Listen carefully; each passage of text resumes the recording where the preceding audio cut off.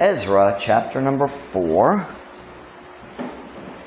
and verse number 1. Now, when the adversaries of Judah and Benjamin heard that the children of the captivity builded the temple unto the Lord God of Israel, then they came to Zerubbabel and to the chief of the fathers, and said unto them, Let us build with you. For we seek your God as ye do. And we do sacrifice unto him since the days of Esarhaddon, king of Ashur, that's Assyria, Assur, that's another word for Assyria, which brought us up hither. But Zerubbabel and Jeshua and the rest of the chief of the fathers of Israel said unto them, Ye have nothing to do with us to build an house unto our God, but we ourselves together will build unto the Lord God of Israel, as King Cyrus, king of Persia, hath commanded us. I'm going to adjust the translation of verse 1 just a little bit. Instead of using the word kaatbang for adversary, I'm going to use the word kabatok. Okay, mas klaro. Karon, sa diha nga ang mga kabatok sa Judah o sa Benjamin, nakadto nga ang mga anak sa pagkabinihag mitukod sa templo ngadto sa Ginoo nga Dios sa Israel. Unya sila miadto sa Zerubbabel ug ngadto sa pangulo sa mga amahan ug miingon ngadto kanila, Tugoti nga kami motukod uban kaninyo.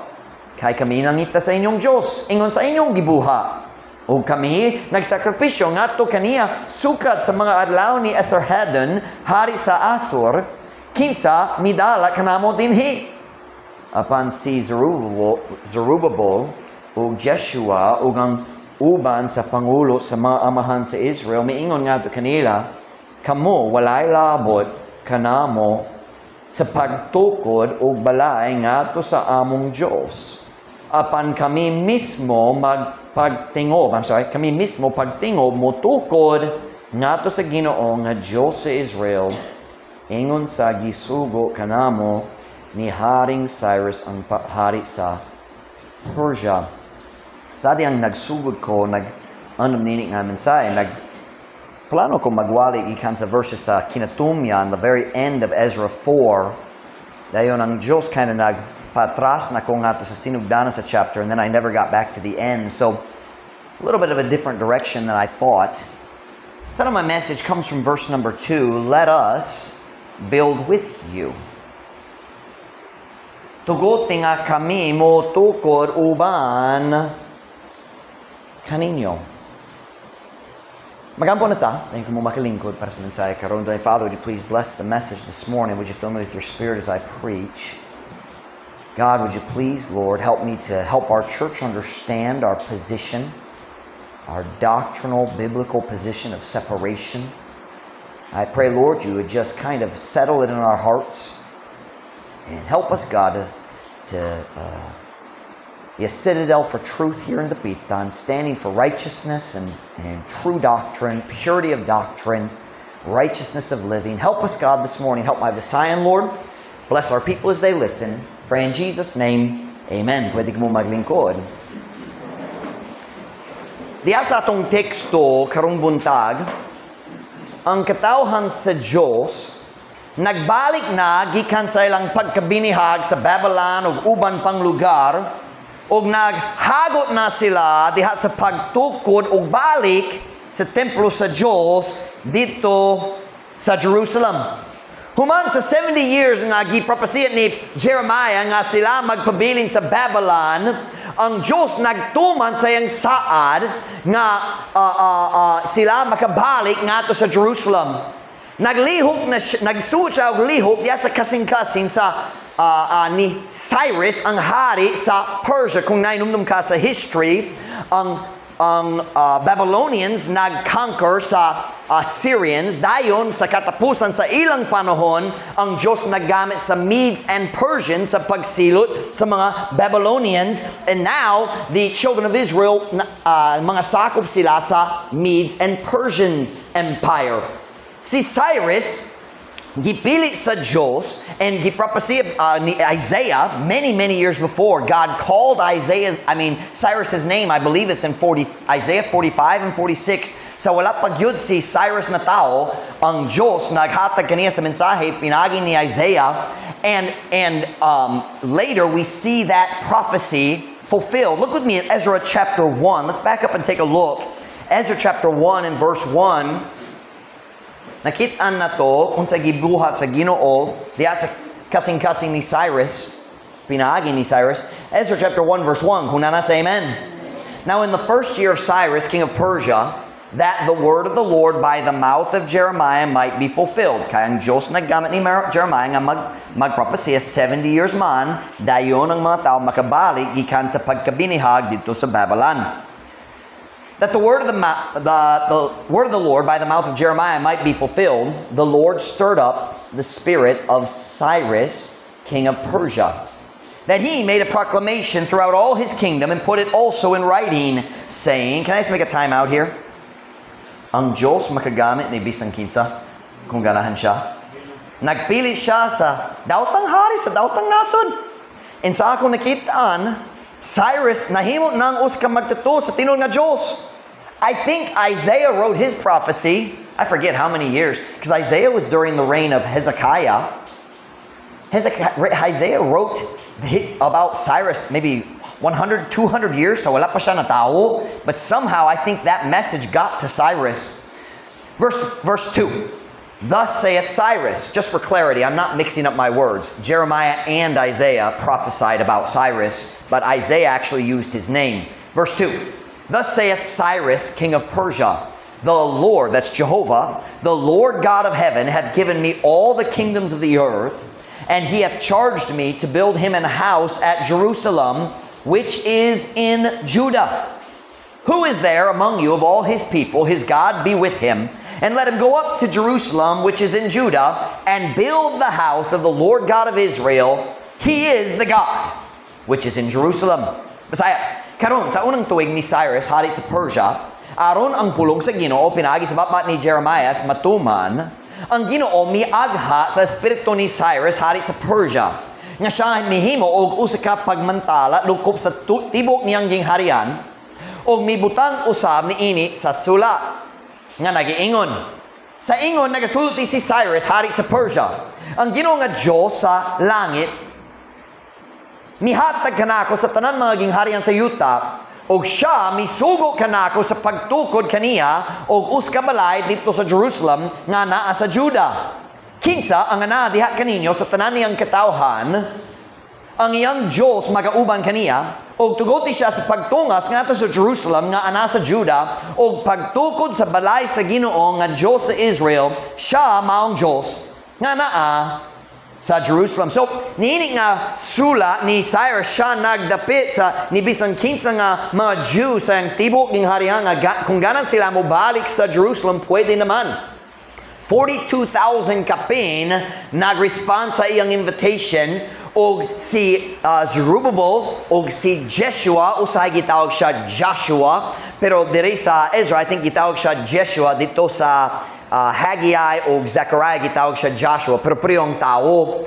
Pero si Jeshua o si Zerubbabel naglead sa katawhan sa Diyos, 42,000 kapin balik sa Jerusalem aron sa pagtukod sa templo sa Diyos pag-usab. Kung nainumdum ka, sa dihang si Nebuchadnezzar nagparo sa Jerusalem, nagguba siya, naglumpag siya sa tanan paril o sa templo sa Diyos dito sa Jerusalem. So, nibalik sila aron magtukod sa templo sa Diyos pag-usab. Dito sa Jerusalem, nagsugod sila og tukod sa balay sa Diyos. Pero sa atong teksto karon nakita na to na sila daghang kaaway. A few weeks ago, recently, I forget when, nagwali ko sa mensahe. I'm trying to remember what message it was. Pero nagastorya ko kabahin sa panahon ng Assyrians nag-conquer sa Northern Kingdom of Israel, sila nagbalhin sa mga Jews nga to sa mga syudad sa Medes, and nagkuha sila sa mga Babylonians, nagdala nga to sa Samaria. Now showing how the Assyrians moved people around. The Babylonians did the same thing. So unsa naitabo? Sa dihang mga tao sa Diyos, may balik nga to sa ilang dapit. Naidaghang laing tao dito nga dali Jews. Daghang gikan sa laing lugar, nasago sila. O sila, ang uban, nagsimba sa tinong nga Diyos, pero nagpadayong sila gyapon sa tanan nilang laing mga religion po. They kind of mixed God's religion with their own old religions. A very interesting story. We didn't read it 2 weeks ago whenever I preached that. But human sa pag-abot sa mga tao gikan sa Babylon ug uban lugar ngadto sa Samaria, wala sila nagsunod sa Ginoo. So God sent lions, and the lions started eating them who lived there. So ang Assyrians nagpadala sa usa ka pari balik sa Samaria aron motudlo sa bagong tao unsaon pagpalipay sa Dios sa ilang dapit. And it's a really incredible story. But because of all that, na ay dakong nasagol nga grupo dito sa Israel, sa dihang katawhan sa Diyos may balik. O syempre, wala sila nalipay nga nailaing tao miabot sa ilang lugar. So nakigbatok sila sa mga Hudeo, bisan kana gyud ang ilang lugar gikan sa Ginoo. Look up sa Ezra chapter 4, ang mga kaaway sa Diyos o sa iyang katawhan nagkonsabo, naglaraw, nagplano kung unsaon nila pagpugong sa pagtukod sa balay sa Diyos. O diya sa katapusan sa chapter, murag sila nakadaog na. But that's not the message. I thought that was going to be the message. The first title of my sermon was, When It Looks Like the Devil Has Won. But then God changed the sermon, so I didn't get to preach that. Maybe tonight. Probably not. Pero look up sa chapter, makita na to ang lain-lain laraw, lain-lain plano sa mga kaaway sa Diyos, unsaon nila pagpugong nini nga project sa pagtukod sa balay sa Diyos. Pero karong buntag, ganahan ra ko nga maglantaw sa ilang unang plano. Ang ilang unang laraw sa pagpugong niini nga buluhaton sa Diyos. Look, go back with me to Ezra chapter 4 and verse number 1. Ezra chapter number 4 and verse number 1. Kunana say amen. Now when the adversaries of Judah, stop right there. Notice that word adversaries. Sa Bisaya, they use the word kaatbang. I think kabatok is stronger, but it means kaaway. An adversary is an enemy. Siya makigbatok nimo. Now, when the adversaries of Judah and Benjamin heard that the children of the captivity builded the temple unto the Lord God of Israel, then they came to Zerubbabel. Now remember, kaaway ni. Then they came to Zerubbabel and to the chief of the fathers and said unto them, Let us build with you. For we seek your God as ye do. And we do sacrifice unto him since the days of Esarhaddon, king of Assur, which brought us up hither. Now I just have one question. Does anyone believe na bisang kinsa nga nagituo nga sila kinasingkasing at tingwa nga mutabang sa katawhan sa Diyos? Sila nag-offer. Tuguti kami mutabang. Nagalagad mi sa priyo nga Diyos. Siyempre, naay kamay nga diferensya, pero nagsakripisyo mi nga to sa imong Diyos. Kami makatabang. Let me read it in Visayan. Unya, sila mi ato ni Zerubbabel, that's verse 2. O nga to sa Pangulo, sa mga amahan, o mingon nga to kanila, tuguti nga kami mo tukod uban kaninyo. Kay kami nangita sa inyong Diyos. Now, wait a minute. They're enemies. Remember, kaaway sila. Pero wala sila nagduo, ingon nga mga kaaway, nagduo sila, ingon nga mga higala. Unsa ba lang tinong nga katuyoan ni ini? Ganahan silang mo-appeal sa pagtukod, aron sila makababag sa katawhan sa Diyos. diha sa ilang paningkamot. They were not asking to join to help. They wanted to hinder. Ganan sila magbabag sa pagtukod sa templo. And if you don't believe it, read the next chapter or the next verse. Diretso man. Verse 4 and 5, I think. But what was their first attack? Kung ganahan ang kaaway mo pugong sa buluhaton sa Diyos, unsa ba ang ilang unang atake? Kami mo tabang ninyo. Unsa inyong buhat o nindog yun? Ni kami mo tabang.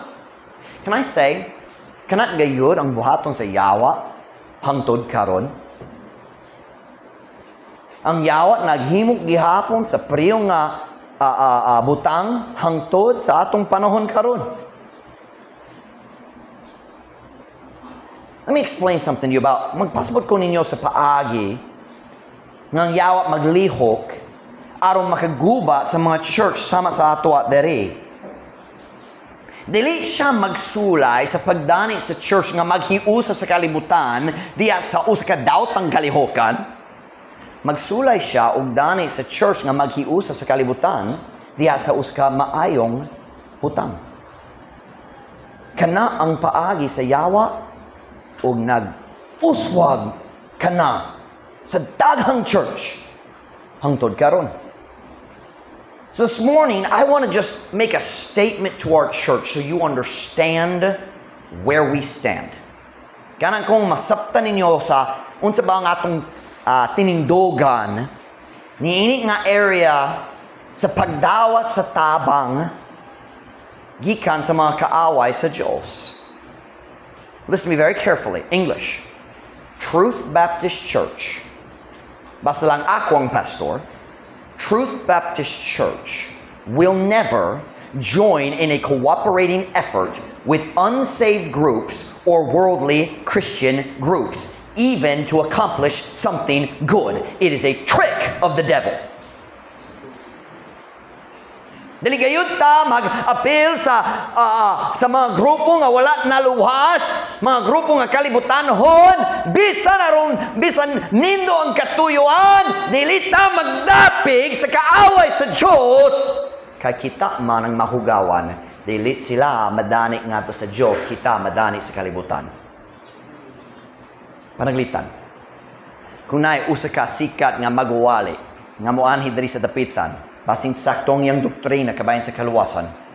Og nagplano siya sa dakong unsay tawag, I can't think of the right word, wifey, like the citywide campaign. Now nobody would ever do that in Dapitan, but panaglitan. Nagplano siya sa citywide campaign og magwali siya sa tinong nga gospel. Maluwas ta pinagi sa grasya tungod sa grasya pinagi sa pagtuo walay labot ang mayang buha. Saktong yang doktrina. Pero siya mobot sa Dapitan og siya mosulti kanan kong mutikom sa tanan religious leaders dito sa cultural. Dili ta mo apel. Dili ta mo apel. Kung panaglitan ang tao mobot dere, og siya mosulti makigbatok ta sa basing na abortion bill kay kanunay diri sa Pilipinas na mga abortion bill, divorce bill, uban pa. Mobot siya. Makigbatok ta sa abortion bill. So magtigong ko sa tanan religious leader and we're going to have a campaign and na mga tao mag-speak. You won't find Pastor Mike there.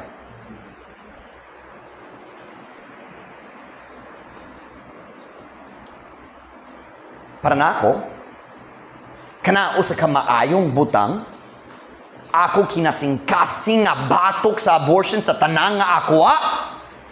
Pero dili gayud ko magdapig sa mga meaning nga religion bisan diha sa usa ka maayong katuyuan. Are you listening to me? It is a trick of the devil. They say, let us build with you. Bisan mayo ang katuyuan sa tao, ang yawa naglihok sa dili makitaan.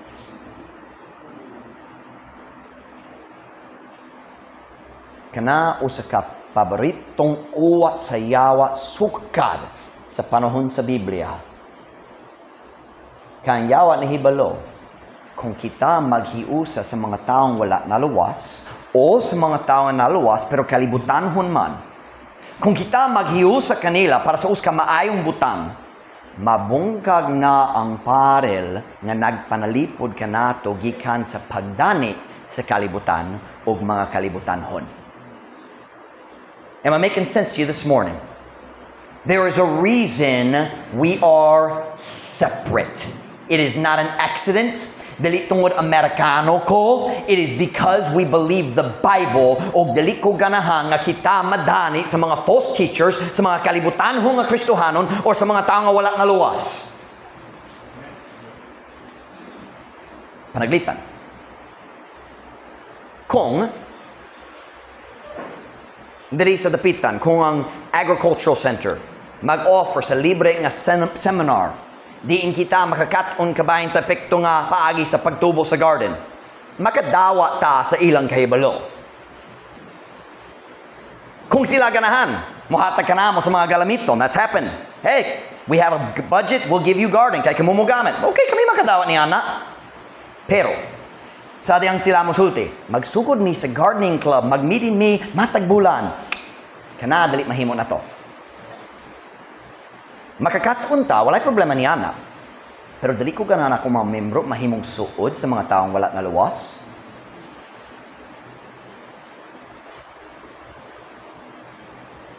Imbis sa atong pagdani kanila nga sa kaluwasan, sila magdani kanato nga sa kalibutan. And it always works that way. Kung ang Diyos ng Kristohanon, kasi makigsuod, is that a word? Makigsuod sa taong wala nga luwas. Ang Diyos nun, kanunay, ang maong taong madani. Kanunay.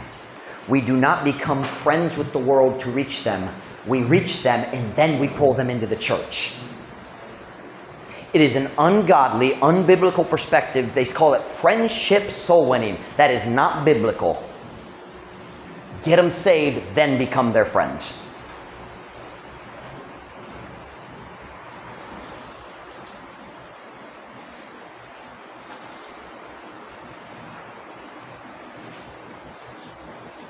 Kung ang agricultural mo ani diri musulti, nami libre nga galamiton, gig nami budget makahatag when they first offered, nagdo that gyud ko. Libre gyud. Oh. Do you understand the expression no strings attached? No strings attached, walay requirements. Wala ko nagato nga walay requirements, pero walay requirements. Pero kung sila mo buot, oy, nami laing libre pero mangayo lang mi nga kamumutabang sa pagtanong mi sa mga kahoy dito sa boulevard. No. No, Pastor Mike, unsay problema sa pagtanong sa mga kahoy? Wala. Pero naay problema sa pag-uban sa mga tao nga wala na luwas. Am I making sense to you? Can I just throw this out here? That's why I hate Pantawid. Matagbulan, magmirin ta, mahimong friendly sa imong mga kauban dito. Di ba? Na mga kaila, pero kinsa nag-share dito sa Pantawid. What yun nakita na ko. Just saying. Say, Pastor Mike, do you think it's wrong for Christians to be on Pantawid? No, I don't think it's wrong, but I think it's sometimes unwise. Kaya nga naman, nagbalhin ka sa imong pagsalig sa gikan sa Ginoo nga to sa government. Nagsara akong nakita ang dali kasaligan ng government. That's a different sermon. Puhan. Dili ko mutugo dari sa atong church nga kita mahimo ng suod sa mga tao nga makadani kanato balik sa kalibutan diin kita nagikan. We're talking about the biblical practice of separation. I know na daghang Christians bisan Baptist karon dili ganan sa pulong separation. It's in the Bible. Come out from among them and be ye separate. I think it's pagpalahi. In fact, that's my next verse. 2 Corinthians chapter 6. I forgot. 2 Corinthians chapter number 6, verse 14.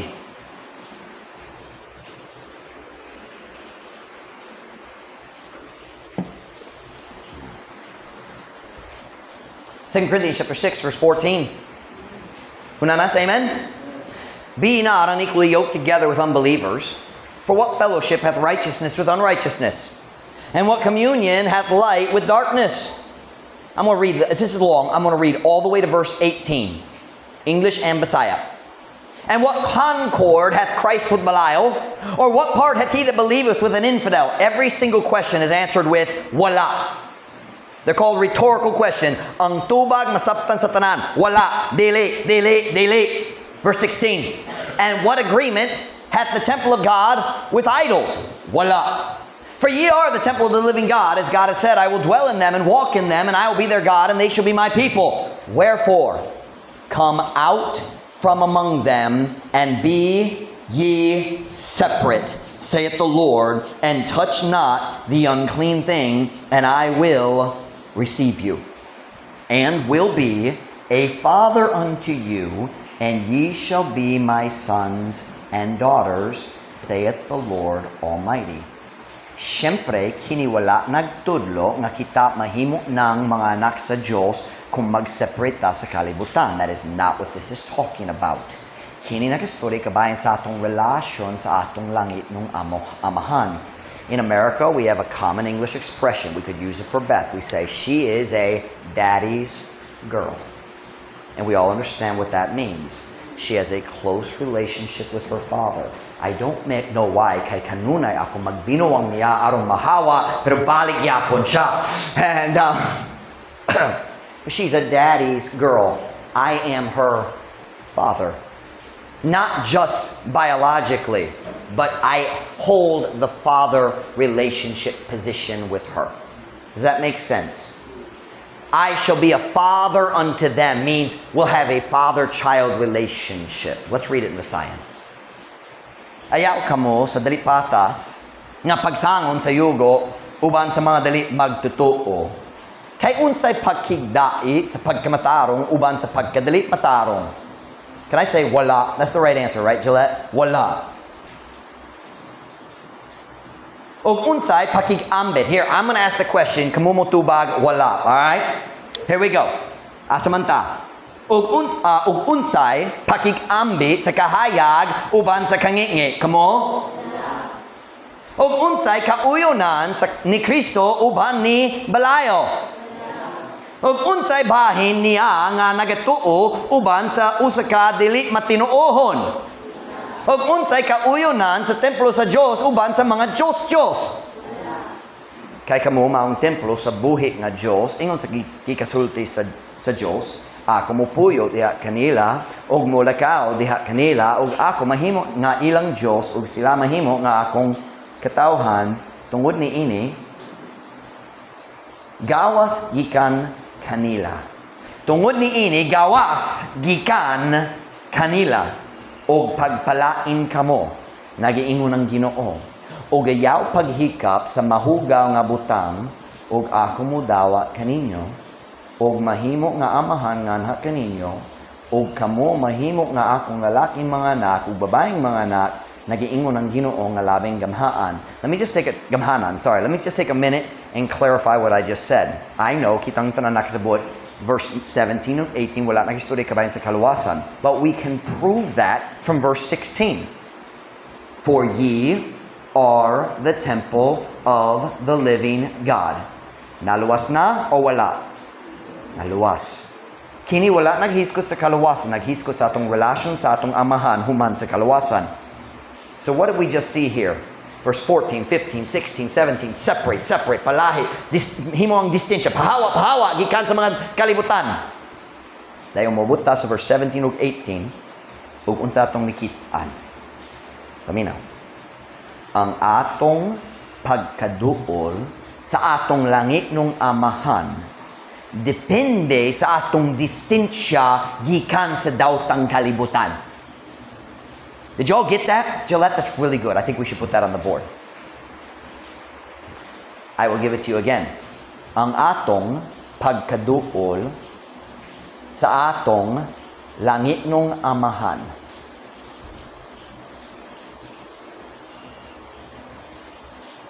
ang atong pagkaduo sa atong langit nung amahan depende sa atong distansya gikan sa daotang kalibutan. You should write that somewhere in your Bible. That's good. Kung ganahan ka mo duo sa balaang nga Dios, kinahanglan ka mo hawa gikan sa daotang kalibutan. You can't have both. You got it, Let? Depende sa atong distansya gikan sa daotang kalibutan. Now, the Bible's very clear. Siyempre, gapuyo gyapon ta sa kalibutan. Dali ta makalikay sa interaction. Pero dali angay nga masuod ta sa mga kalibutanhon.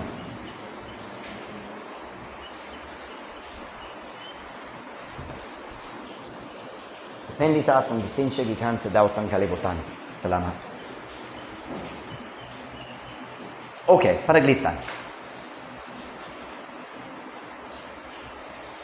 Kini maong rason nga dili gayud ka mukaplag ni Pastor Mike. Diya sa us ka Pastor's Fellowship nga mudawa sa daghang laing klase sa pastor. Kung naay pastor nga wala nagatuo, nga maluwas ta pinagi sa pagtuo, nagatuo siya nga faith plus works, I'm sorry, wala siya naluwas. Wala siya naluwas. Siya iya gyapon sa kalibutan. Wala ko'y labot kung wala ko'y paki kung nasa'y Bible o mutingog siya mawali. Wala siya naluwas. Kung na'y pastor, mag-invite na ko. Pastor Mike, pwede ka magwali. Na may pastor's fellowship kami. Nga ikaw ang special speaker. Nako'y pangutana. Baptist ba ang tanan? Natingala ko dito sa La Libertad na sila'y fellowship. Organize sa church, I think they call it the Grace Church. Grace Church. Nagato sila sa kaluwasan pinagi sa pagtulang, pero nagdumili sila sa baptismo. They don't believe in baptism. Do you know how many Baptists have died in the last 2,000 years because of the doctrine of baptism? That's a big deal. Ikaduha sa Great Commission. Preach the gospel, get them baptized. Dakon na. Pero mga Baptist, nag-fellowship sa mga tao, wala nagato sa klarong pagtulo sa Biblia. Dili ko makasabot niya. Oh, kailangan natin mag-encourage sa usag-usa. Encourage to do what? Just my frank opinion, most pastors' fellowships are just barcadas. There's no spiritual encouragement. Na chismis, ako nakakita ni Ana, dali tanan, pero daghan. Oh, here's how Baptist pastors gossip. Kinang paagi sa mga Baptist nga ganahan mag-chismis. Oy, kinahanglan ta mag-aampo para ni bro nga kaya nakadungog ko naglusod gyud siya sa unsay klase sa kalisod. Di ko gara mo hiskot, pero gamay ra ako. Kanadali prayer meeting, chismis meeting. Chismosong baki nga pastor.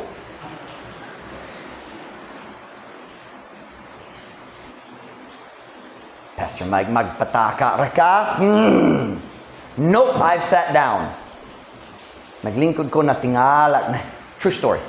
Dili Philippines lang. US po, na pareho nga problema usahay. Nami sa missions conference. Wala kong kabalo. Siyempre, kung missionary ka, tawag ka sa Baptist churches, wala kang kabalo unsay lang standards o unsay lang paagi. Awkward good. You remember that conference? Indiana? Awkward kayo.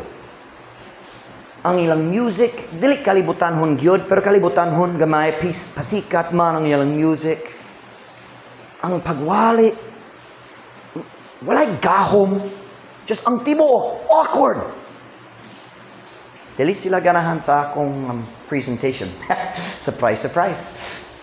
Pero usa ka adlaw sa conference, sila nagdala na mo, naniutom mi sa restaurant, wala pwede unsa bang restaurant. Pero natingala ko. Naglingkod mi, nag-order sa food, ay pipila ka pastors, ay mga church member. O sa 30 minutes, naghulap mi sa pagkaon. Chismis ang tanan. Ako naglingkod dito sa tumoy, all the way by the wall. Wa ko'y gisulti. Just naulaw ko para nila. Wala ko kaila sa mga tao nga ilang gisaway, pero naulaw ko. So naglingkod ako, nagkaon ra, wala ko'y gisulti. Dayon, naay babae na naglingkod sa Pecas. You weren't there. You were with the ladies. It was only the men. Na babae naglingkod sa Pecas na table. Nagbarog na. Nagtanaw niya ng mga pastor nagingon. Nag-istorya mo kabayan sa akong pastor. Pag hunuhun ako nga kanaway klaro ikan ninyo. No, I think what she said is you have no right. Wala kay katungod. Ang mga pastor, Saktog yun. Saktog yun. Pagkaulaw niya nga klase sa patasan. Naulaw ko pero nagkatawag gamay sa sulod. I'm not against pastoral fellowships if it's actually beneficial and it grows Christians. Pero ang mga Baptist, why labot nga maghiusa sa mga tao nga wala nagatuo sa klarong pagtulo sa Biblia? Oh, mag-fellowship ta. Nay alliance, nay assembly. Ang daghang assembly, wala nagatuo nga ang kalawasan pinagi sa pagtulang. Ang uban, pero daghang wala. Ang alliance nagatuo nga pwede mawala ang imong kalawasan. I'm saying today, doctrine matters. Importante ang doktrina, dali ang kita makiksuot sa mga tao nga wala nagatuo sa pulong sa Diyos. Dili ko gana nga ako mga membro, mahimong friends. Sa membro, gikan sa laing church nga lahi sa atoa. Oh, mag-control ka sa imong membro. No, I don't. Para mo preach the Bible.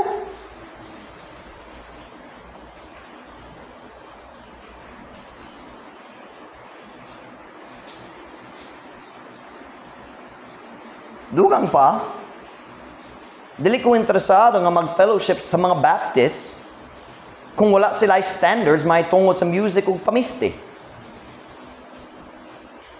Daghang Baptist karon wala idea kabayan sa modesty bisan ang asawa. Mga asawa sa pastor mag-slacks, tight kaayo. Mubot ko sa balay sa pastor na tingala ko yung asawa kana ra unsay tawag spaghetti straps man. Now, dali ko magsawa, you're not gonna hear me tell their names, pero dali ko mag-fellowship uban kanila. Kaya nga naman, di ko karana ko mga membro, maghigala sa ilang mga membro, malibog kayo. Dali ta magdani kanila nga ato sa Diyos, sila magdani ka na ato, padulong sa kalibutan. You say, you're just proud. No, I'm not stupid. Kabalo ko sa kaluyahon sa mga Kristohanon o kitapon mga tao.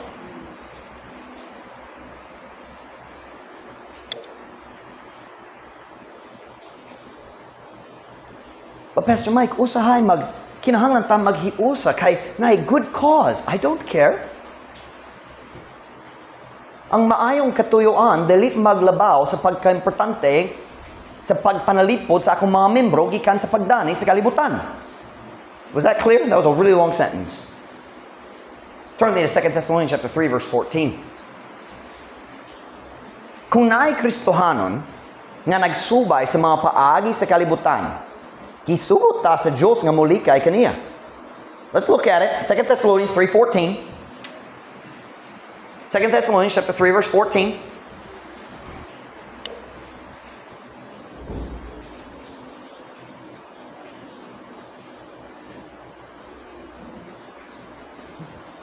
Second Thessalonians chapter 3 verse 14.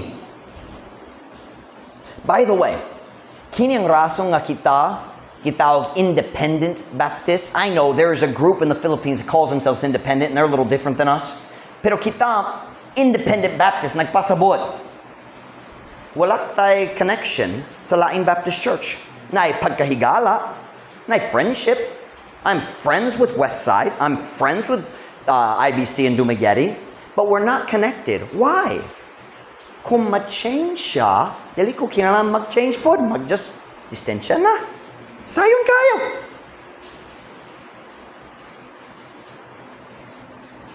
Second Thessalonians 3:14. 2 Thessalonians 3:14. Kung nasa amen?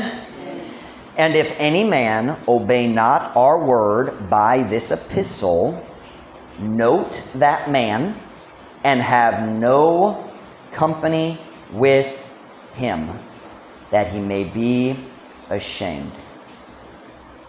Yet count him not as an enemy, but admonish him as a brother.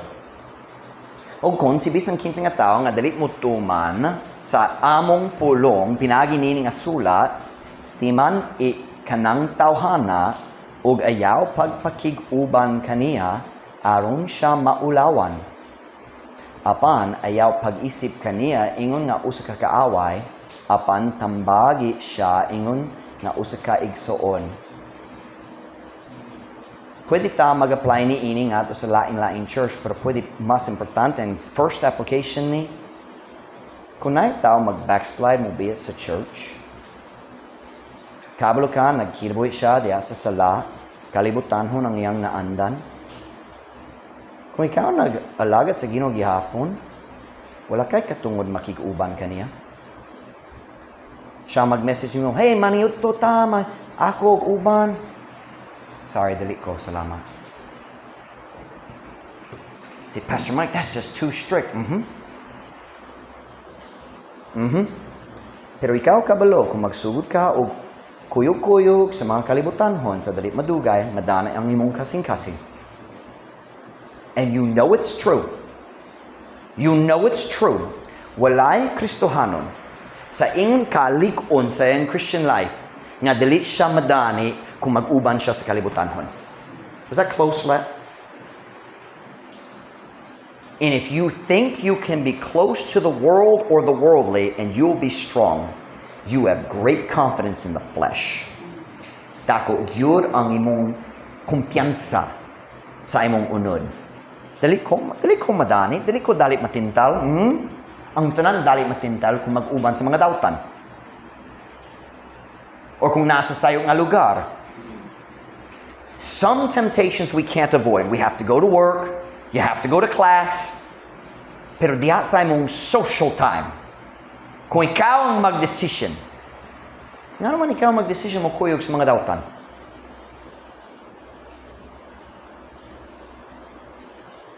Mga tao nga magbinuwang sa imong church. Mga tao kang kinsang kinabuhi magbugal-bugal sa tanang matarong. Kung naay mga Kristohanon nga nagbaliwala sa klarong mga sugo sa Diyos aron makasunod sa mga uso sa kalibutan, sa pamisti, sa salida, sa music, sa mga activities, wala tay katungod nga makig-uban kanila bisan alang sa usa ka maayong katuyuan. Kana mao ang karaan nga uwa sa yawa nga yung gigamit sa tibok Biblia ug atong nakitaan sa story karon. Let us build with you. Tuguti kami mo tabang. Siyempre, dali ta mag-uyon sa tanan. Pero, nag-uyon ta kabay ni ini, so pwede ta mo tabang? No, dali pwede. Build the walls of separation aron dali madani ang imong kasing-kasing.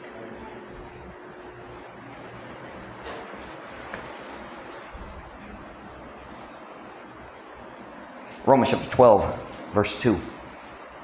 Romans chapter 12, verse 2. I've preached from this verse many, many times.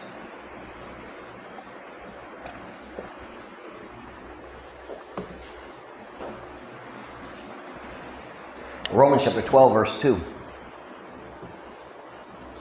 Before we read it, can I ask you a question? Tanaw ko palihog? Nakot mong tana. Tanaw ko palihog. O tana.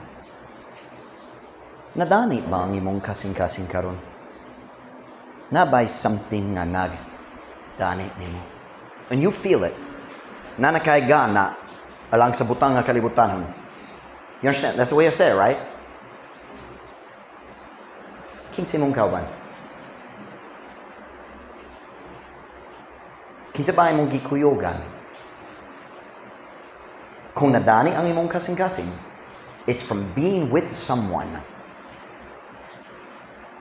Basin diya sa cellphone lang. Mag-chat-chat sa mga kalibutanhon, madani pod. Maglantaw sa kabuang mga posts sa imong friends sa Facebook, madani pod. So I'm asking, nadani ba imong kasing-kasing? Somebody is pulling your heart. Si Paul nagingon nga to sa church sa Galatia, ye did run well. Mayok man ang inyong pagdagan sa una. Who did hinder you. He didn't say what, he said who. Kinsa ang mibabag kaninyo. It's always kinsa, it's never unsa. Oh, cellphone gayud. Kinsa. Kana nga post sa Facebook, wala naghimo sa iyang kaugalingon, nay tao naghimo niya na, kinsa. It's always a kinsa. Kanunay na, kung madani ang kasing-kasing sa tao, kanunay na kinsa. Does that sound slangy? But you understand? All the who's down in Whoville, Mom Ruth. Romans chapter 12, verse 2. Hunanas, amen? And be not conformed to this world, but be transformed by the renewing of your mind, that ye may prove what is that good and acceptable and perfect will of God. Ugayaw pagpahiuyo nining kalibutana, apan pagpausab kamo pinagis pagbago sa inyong hunuhuna, aron ninyong masuta unsa ang maayog makapahimuot ug hingpit nga kabubuton sa Dios. Be not conformed to this world. Ayaw pagpahiuyon, ayaw pagdapig, ayaw pakigsuod. Truth Baptist Church, here's the message this morning. Naay duha ka grupo nga kinahanglan likayan na to kung dalita ganahan madani pabalik sa kalibutan. Duha ka grupo. Vaughn, come help me please. And AJ, come help me please. Si Vaughn, dari ka. Si Vaughn mag-represent sa kalibutan. Kini ang mga tao wala pa nalawas kahit tinuod yun. So ikaw layo good. Dari ka. Dari si Vaughn, layo gyud ikan sa Ginoo, dari man ang Ginoo. Una sa tanan, kung ganan ta mo sunod sa Ginoo, kinahanglan ta maglikay sa kasuod sa mga taong wala naluwas. Kung sayo pong doktrina kabayan sa kaluwasan, what tayo labot? Are you listening? Kung naitaw nga just na lingaw-lingaw diha sa ilang kinabuhi, walay labot sa Ginoo, wala tayo katungod niya na. Dautan mo, na-disappoint ko ni mo. Nag-expect ko, pero karon ra, nahibalo ko matinuod. So, unang grupo, kinahanglan likayan na to. Sila nga wala naluwa, sila nga ang kalibutan gyud. They are the enemy of God. Hangtod ang tao maluwas, kaaway siya sa Diyos. Ikaduha, naidagang Kristohanon, nga nadani na sa kalibutan, turn and face this way, o hinay-hinay, padulong kanila. Naluwas na, pero ganahan siya niya na kinabuhi. Ang iyang kasing-kasing nadani sa mga butang sa kalibutan, dali sa mga butang na espirituhanon. Dali siya ma-excited, kabahin sa pag-alagad sa Ginoo, pagpangalagad sa Ginoo, ma-excited siya kabahin sa mga salida, kabahin sa famous popular music, kabahin sa lingaw-lingaw, kabahin sa pagsayaw, kana iya ha, dautan. Watch now. Kung pohon-pohon, siya mabot dito. Oh, I'm not talking about salvation, dili mawala ang kaluwasan. Pero padulong siya.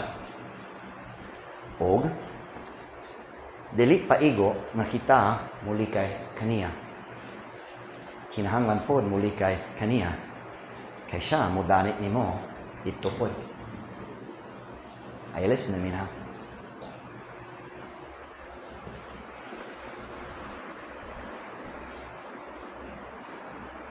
Let me read you 3 verses in English. Dili ka mo kinamulantaw ako ra. Kini ang history sa nation of Israel. Psalm 106, verse 34. They did not destroy the nations concerning whom the Lord commanded them, but were mingled among the heathen. Apan misagol diha sa mga pagano. That's them over there. And learned their works. And they served their idols, which were a snare unto them. Paminaw. Kung ang Kristohanon dili mag-separate gikan sa kalibutan, pohon-pohon madani siya o malitag. Became snared. Og, kung siya padulong diha, og ako sud kaniya, ako pod, birahan. Go ahead and walk, AJ. Walk. Kung ganahan kong magpabiling sud niya, Kinahanglan ko magkuyog. Do you know what we say? Do you know what we say? But they're my friends. I heard it in college. Bible college. You knew the guy. Naius ka lalaki, na kalibutan hun siya, pero nag-Bible school, pero kalibutan ang dakang niyang hunahuna. Pero naipanahon nga ang Diyos nagkupot na sa iyang kasing-kasing, nagsulay siya mag-alagad yun sa Ginoo. Diya sa inyong bus division, nagapil siya sa route ni Pastor Brother Sparks. And he was trying to serve God. Uhuskad lang, nag-story ko kaniya. I said, bro, kinahanglan ka mo hawak ikan sa akong mga roommate. I had 2 roommates in college. They should not have been in Bible college. They were not good guys. They were wicked. They talked about filthy movies. And eventually, they left. Pero kini nga lalaki, friends nila. And I said, bro, you need to get away from them. Nagsulay ka mo laga sa Ginoo. And here's what he said. But they're my friends. But they're my friends. I got a suggestion. Get new friends. It's funny. You guys can sit down. Both of you are wicked. Please.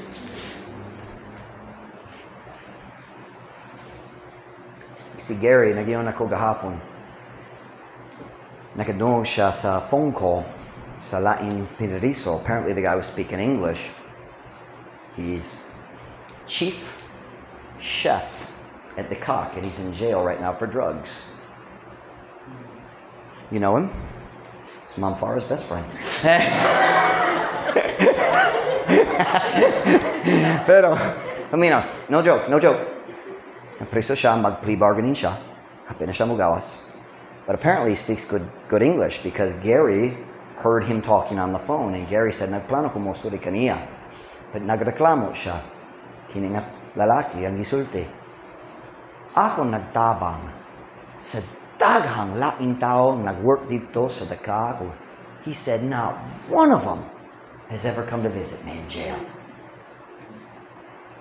And Gary said, nagplano ko mostly kaniya, musulti niya, kinahanglan ka sa Kristohano na higala. Silang mutabang ni mo kung nakay problema. Ang kining ang kalibutan, diretso mo biyat ni mo kung nanay problema. Diretso. Oh, mudawat ni mo, basta lang lingaw-lingaw. Basta lang nakay kwarta, like the prodigal son. Basta lang nakay kwarta. Ako maglibre ninyo. Daghang higala mo, abot na. Pero kung hurot na ang kwarta, sakit na, nasa hospital, what na higala? Diba? If you have worldly friends, Pastor Mike, naluwas sila. Padulong sila dito o dire. Kinsay lang sundon. Sometimes you have to let go of worldly friends. Bisan naluwas na. And it's not just in person. Sometimes you gotta block them on Facebook. Kaya kung sila kanunay mag-message nimo, hey, maglaag ta. Dili igo nga magsulti, wala ko'y time. Kanang tubag sa talawan. You listen to me? Kaya mo sulti, oh, busy ko karon. No, that's not the reason you don't go laag. Kana ba ang rason dali ka maglaag kung nakay time mo laag ka? Mukuyog sa mga dautan? No, ang rason dali ka mo laag kay dali ka ganay mong kinabuhi maguba. Pero mga talawan mo sulti, oh, busy ko. No, dali busy. Ang saktong tubag, dali ko mo himo ni ana, musunod ko ni Jesus. Dayon, unfriend, block. Unfriend, block. Aron dali ka madani ug malit aguban kanila.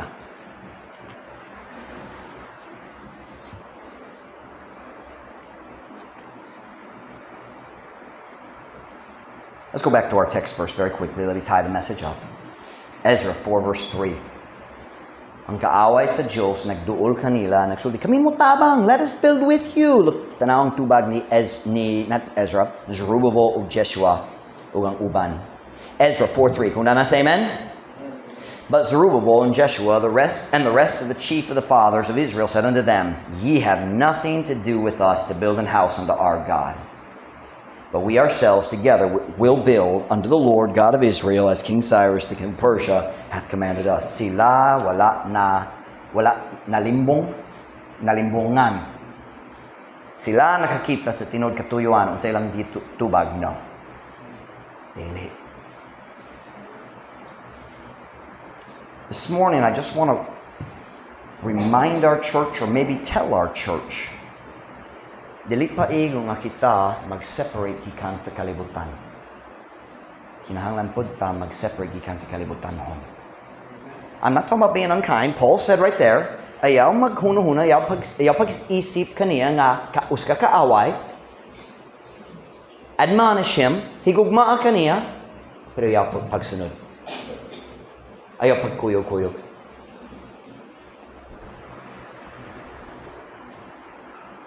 Let me read you one more verse and we'll be done. Ezra chapter 6, verse 21.